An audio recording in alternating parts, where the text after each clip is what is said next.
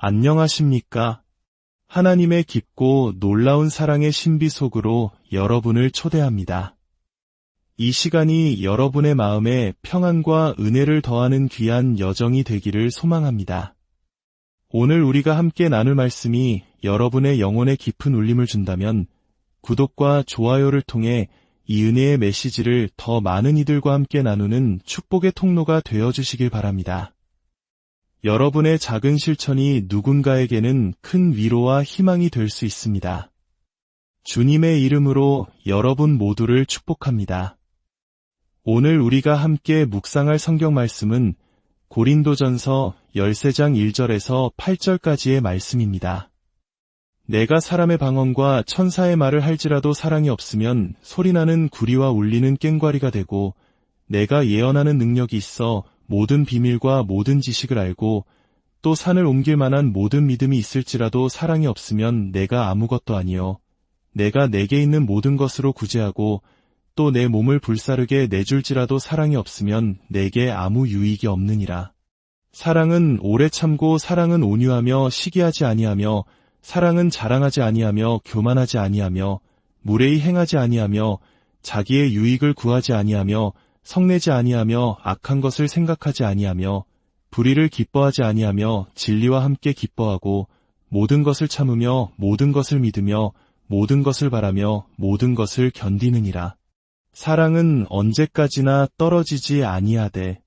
이것은 살아계신 하나님의 말씀입니다. 방금 들으신 이 구절은 아마 세상에서 가장 유명한 성경 구절 중 하나일 것입니다. 특히 결혼식 축사에서 자주 낭독되곤 하죠. 이 아름다운 구절을 들을 때 대부분의 사람들은 마음이 따뜻해지고 감동을 받으며 이렇게 생각합니다. 아, 사랑은 정말 아름다운 것이구나. 하지만 오늘 저는 여러분께 조금 다른 관점을 제시하고 싶습니다. 사도 바울이 이 편지를 썼을 때 그의 의도는 결코 듣는 이들의 마음을 따뜻하게 만드는 것이 아니었습니다. 이 편지를 처음 받았던 고린도 교인들은 이 구절을 듣고 정말 사랑스럽다라고 생각하기는커녕 마치 망치로 머리를 한 대 맞은 듯한 충격과 부끄러움을 느꼈을 것입니다. 왜냐하면 이 말씀 속에는 그들의 가장 아픈 곳을 찌르는 그야말로 폭탄과 같은 메시지가 숨겨져 있었기 때문입니다. 이 메시지를 제대로 이해하기 위해 우리는 먼저 이 편지가 쓰인 도시 고린도에 대해 알아볼 필요가 있습니다. 고대 그리스 로마 세계의 수많은 도시 중 고린도는 오늘날의 서울 강남이나 뉴욕 맨해튼과 가장 닮은 곳이었습니다. 두 바다를 잇는 좁은 지역에 위치한 이 도시는 상업과 무역의 중심지였고 성공을 꿈꾸는 야망가들이 전국 각지에서 몰려드는 기회의 땅이었습니다.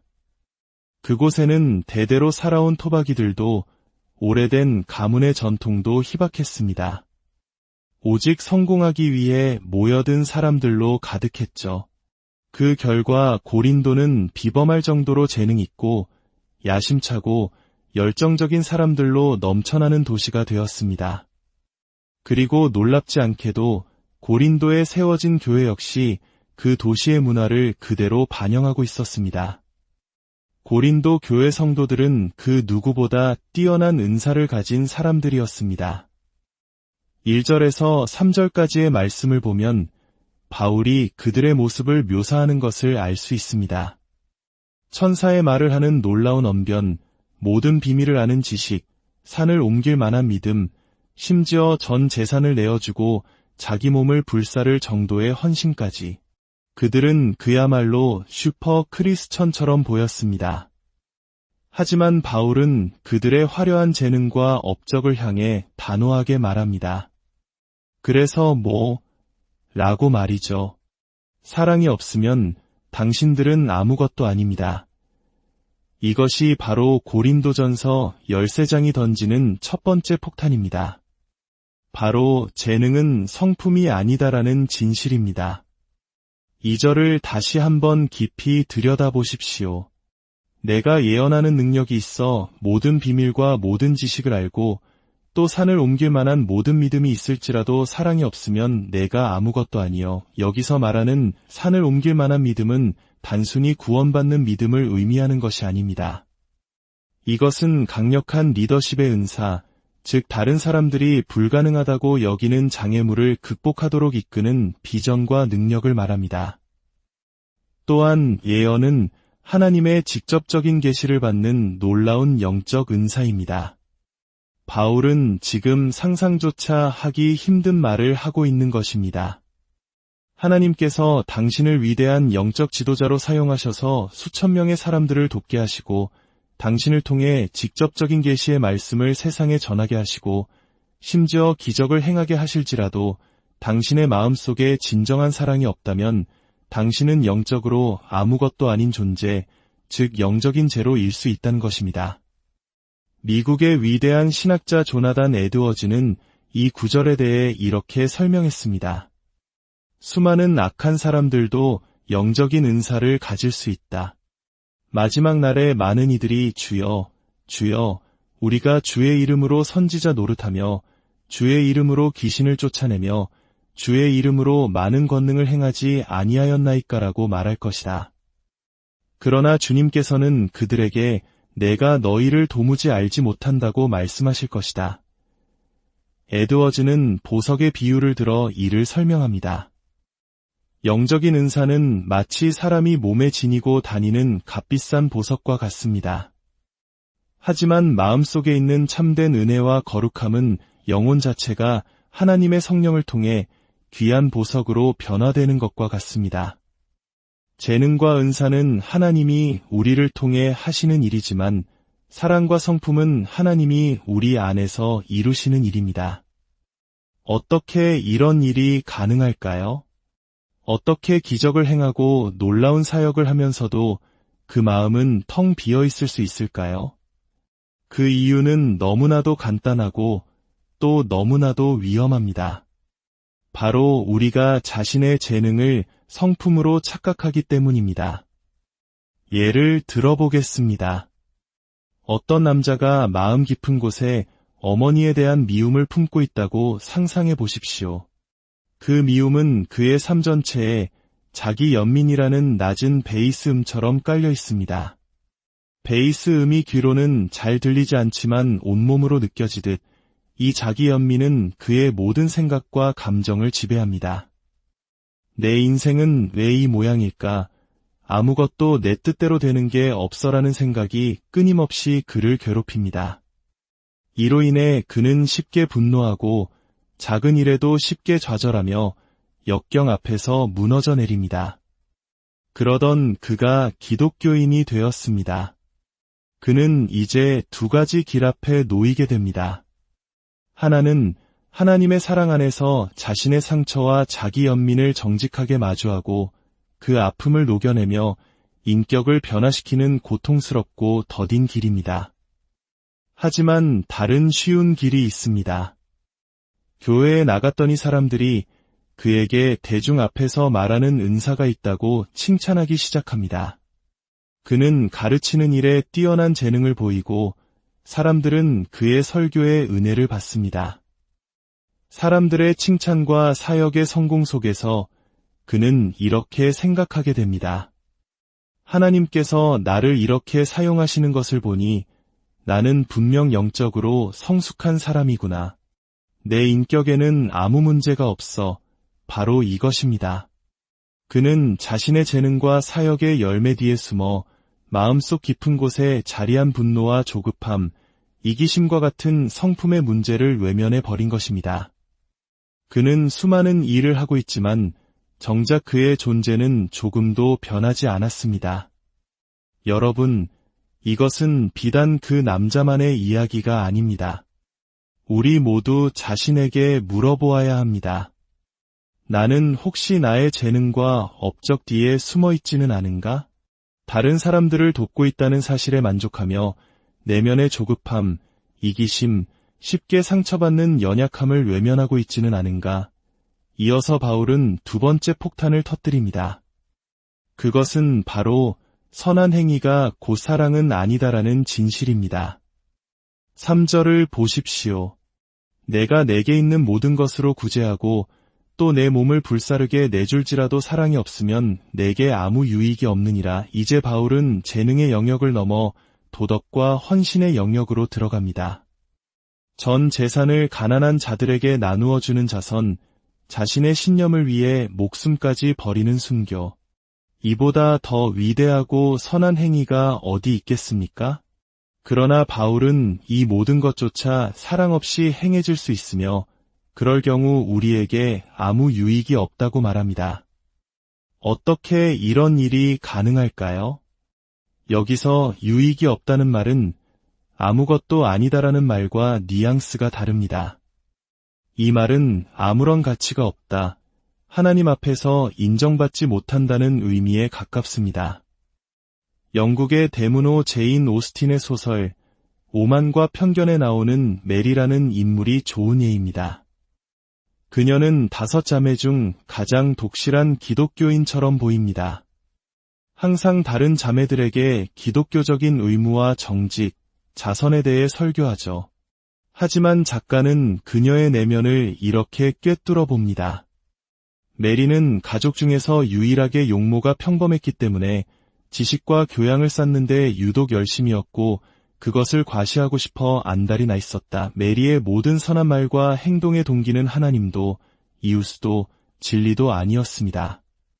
오직 자기 자신이었습니다. 그녀는 자신의 평범함과 부족함을 도덕적 우월감으로 채우려 했던 것입니다. 이것이 바로 바울이 말하고자 하는 핵심입니다. 만약 당신이 다른 사람들에게 친절을 베풀고 시간과 돈을 희생하는 이유가 나는 가치 있는 사람이야라는 인정을 받기 위해서라면, 혹은 이렇게 해야 하나님이 나를 사랑해 주실 거야라는 보상을 바라는 마음에서라면 그 모든 행위에는 사랑이 없습니다. 그것은 사랑의 모습을 한 정교한 이기심일 뿐입니다. 그렇다면 우리의 섬김과 헌신이 진정한 사랑에서 비롯된 것인지 아니면 이기적인 동기에서 비롯된 것인지 어떻게 알 수 있을까요? 본문은 2가지 시금석을 제시합니다. 첫째는 4절에서 7절에 나오는 사랑의 속성들입니다. 진정한 사랑은 살인하지 않고 도둑질하지 않는 것과 같은 거창한 계명을 넘어섭니다. 그것은 아주 사소하고 일상적인 관계 속에서 드러나는 성품입니다. 당신은 다른 사람들에게 오래 참아줍니까? 온유하게 대합니까? 쉽게 성을 내지 않습니까? 당신과 가장 가까운 사람들이 당신의 모습을 어떻게 평가할까요? 둘째는 8절의 말씀입니다. 사랑은 언제까지나 떨어지지 아니하되 진정한 사랑은 결코 실패하거나 중단되지 않습니다.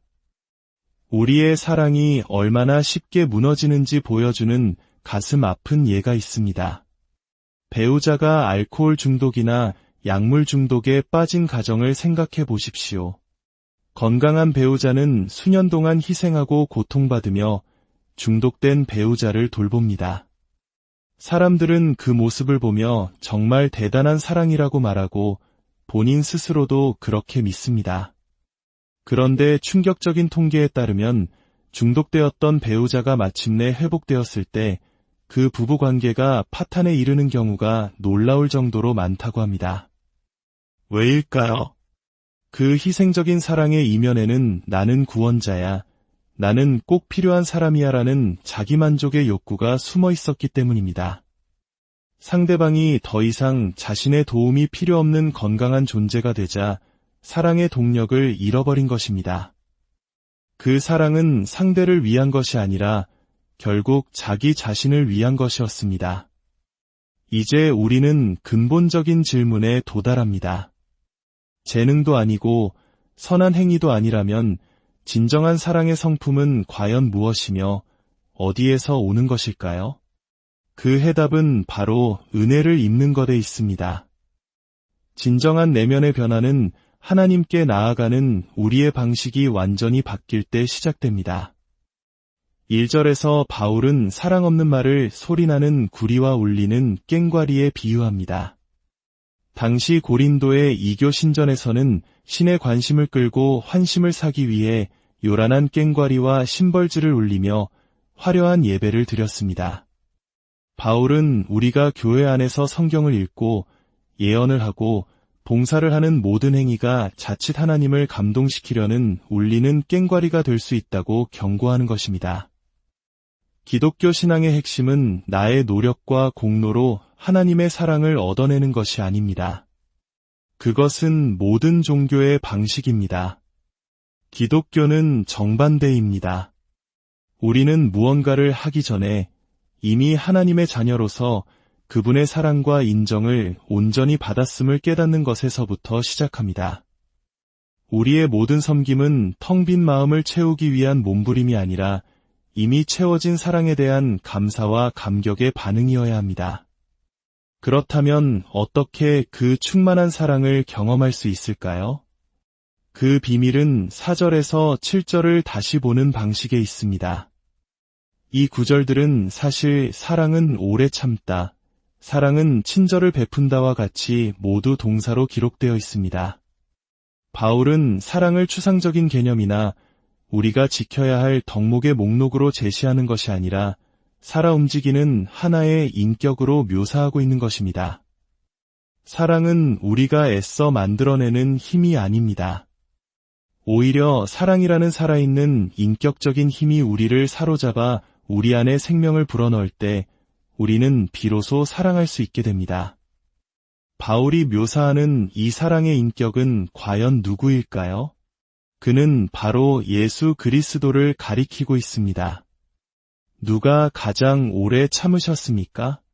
십자가 위에서 나의 하나님, 어찌하여 나를 버리셨나이까 절규하시면서도 자신을 조롱하고 못 박는 자들을 위해 끝까지 그 자리를 지키신 예수 그리스도이십니다. 누가 악한 것을 기억하지 않으셨습니까? 아버지, 저들을 사하여 주옵소서. 자기들이 하는 것을 알지 못함이니이다. 라고 기도하신 예수 그리스도이십니다. 누가 결코 포기하지 않으셨습니까? 내 뜻대로 마시옵고 아버지의 뜻대로 하옵소서라며 죽음의 잔을 받아들이신 예수 그리스도이십니다. 여러분, 고린도전서 13장은 우리가 먼저 실천해야 할 행동 지침이 아닙니다. 이것은 먼저 우리를 위해 우리에게 행해진 사랑의 선포입니다. 십자가에서 보여주신 예수 그리스도의 사랑, 그 사랑이 바로 이 모든 동사의 주체입니다. 조나단 에드워즈는 사랑을 이렇게 정의했습니다. 사랑이란 당신의 행복을 다른 사람의 행복 안에 두는 것이다. 내가 당신을 사랑함으로써 나 자신이 행복해지는 것, 예를 들어 멋진 배우자를 얻어서 다른 사람에게 필요한 존재가 되어서 혹은 천국에 갈 수 있어서 행복해진다면 그것은 진정한 사랑이 아닙니다.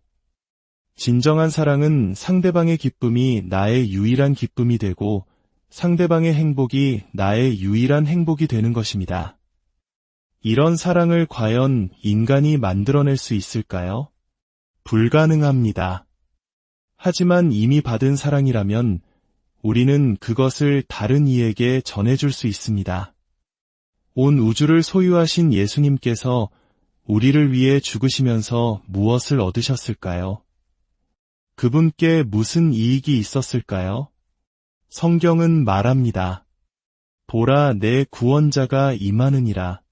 보라, 상급이 그에게 있고 보응이 그의 앞에 있느니라. 예수님의 상급은 바로 우리 자신이었습니다. 우리의 기쁨, 우리의 회복, 우리의 영광이 바로 그분의 행복이었습니다. 그분은 자신의 행복을 온전히 우리의 행복 안에 두셨습니다. 이 사랑을 진정으로 깨달을 때, 이 은혜가 우리 마음을 가득 채울 때, 우리는 비로소 우리를 채우기 위해서가 아니라 흘러넘치는 사랑으로 세상을 섬길 수 있게 됩니다. 사랑하는 성도 여러분, 오늘 말씀을 통해 자신을 돌아보시길 바랍니다. 혹시 나의 재능을 나의 성품으로, 나의 선한 행위를 나의 구원으로 착각하고 있지는 않습니까? 지난 한 해 동안 나는 더 겸손해졌습니까? 더 오래 참는 사람이 되었습니까? 더 쉽게 용서하는 사람이 되었습니까? 은사를 은혜로 착각하지 마십시오.